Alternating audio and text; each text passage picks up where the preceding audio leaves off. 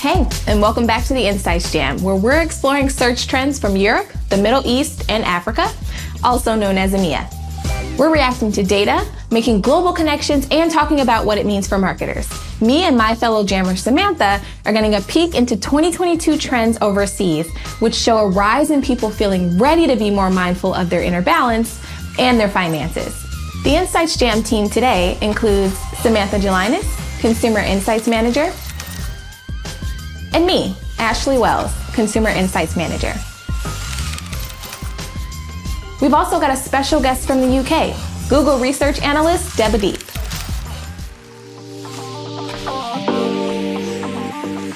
Getting back to normal is different for everyone, and for some, inner balance is what matters most right now.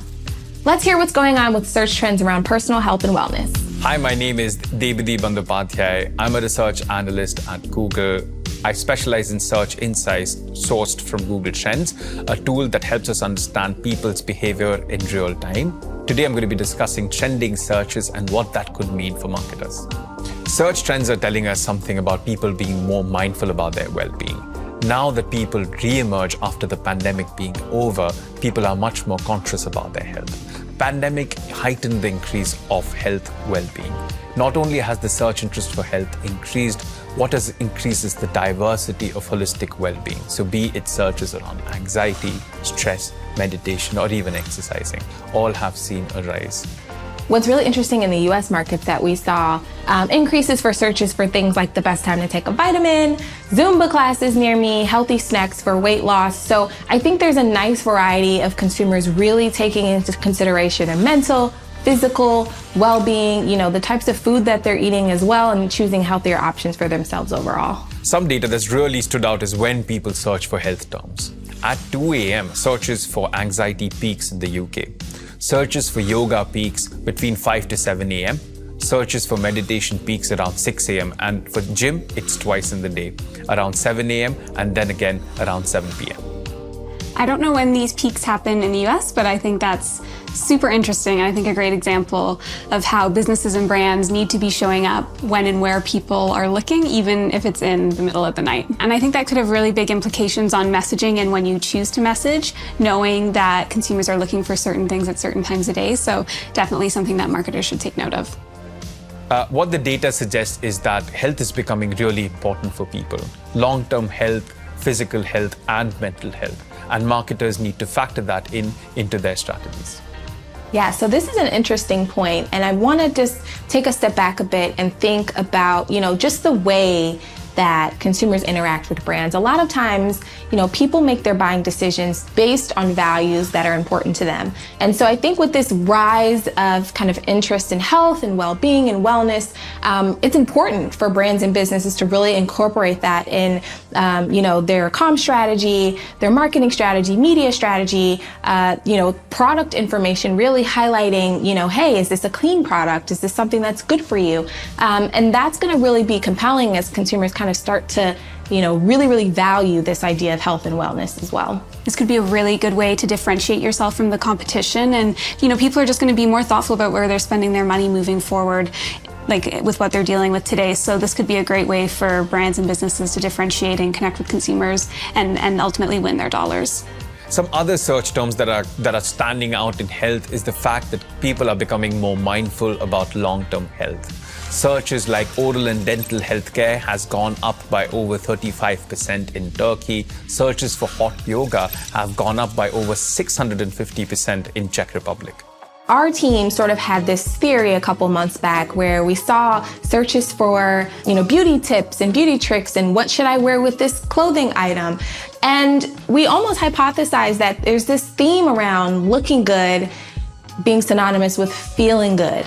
And people just, not only wanted to get back out and socialize like we referred to on the previous episode, but really want to look good, feel good doing it. And I think it's funny to note the hot yoga and the oral health. All of that really does ladder up to this idea of feeling good, well-being kind of wrapped up nicely. Yeah, wellness encompasses so many things. I think it's much broader than what's been traditionally thought of as like physical wellness. And to your point, actually, it even goes beyond like mental and emotional wellness and into like you looking good and feeling good about yourself. Like that's also a component of wellness. So along with being more mindful of well-being during this unique moment, people have continued to be mindful over their finances too. So let's see what Deb has to say about the data here.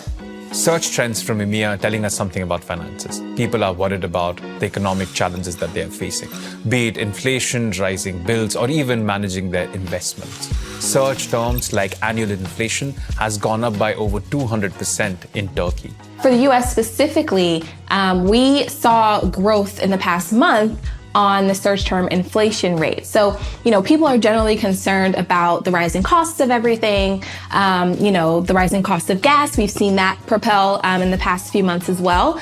And there's just been in general a surge of people kind of seeking information on, as you can imagine, some of these more digital financial assets. One interesting stat that I'd love to throw out is that 70% of consumers across surveyed countries recently said they were concerned about the rising cost of items they need or want, which is a really significant number. And it's not just something that certain markets are dealing with, but it's around the globe. Inflation is a big concern for people. Let's see if anything else is causing people to feel uncertain about their finances. Inflation is one issue. Energy prices is also of concern to people. People are taking innovative measures to save their energy prices. Search terms for when to use the washing machines have gone up in Spain. Yeah, that's a really interesting point. And again, speaking to this idea of like, how do you mitigate the rising costs? Something that Americans are very concerned about right now is the rising price of gas. I think it's a country that hasn't seen, increased gas prices like other markets have. And alongside that, we're also seeing a lot of increased searches for electric vehicles. I think there's a lot of ways that we can think about how to conserve energy and how to do our part when it comes to just being more green, and also just thinking about the implication that has on our pockets as we kind of try to navigate through all of the inflation and the rising costs. So the new observations that we have is that people are turning to search to find answers to the big financial questions. Globally, 33% of searches containing invest also contain the term best, how, where, and what, indicating that people need guidance when it comes to their financial literacy and decision making. I think for me, the most important thing that marketers can take away is really this idea of transparency. When there's a lot of financial uncertainty, I think consumers really lean in more heavily on brands and businesses to help keep them informed, provide helpful tools for them, financial insights, things that make them feel like they have more control over their financial situation. Yeah, that's a great point, Ashley. And I think not just being transparent, but also being helpful and guiding people and providing education. I wouldn't say that the majority of the population feel very confident about their financial literacy. I personally feel like I could have gotten a lot more from my, high school education around how to be financially literate. That's something I've had to learn as I've been an adult. So I think, if businesses and brands can lean in and make people feel more confident through education, that could be a real great way to develop that relationship with the consumer. Younger consumers are actually seeking out financial information earlier on than any other generation that we've seen. And so really that's an important note for brands as well, to kind of help educate earlier and often is going to be really important. So a closing thought. One behavior that has sustained post-pandemic is the behavior of asking more questions. And that behavior is here to stay. It's clear that people are taking charge of their mental, physical, and financial well-being. Well, that's it for this episode of the Insights Jam. Big shout out to Deb for sharing data from EMEA and his perspective. And thanks to Sam for jamming with me as always. If you want to learn more about these trends, check out the links in the video description below. And while you're at it, don't forget to subscribe to the Think with Google channel to uncover more great content. This was really fun. See you next time.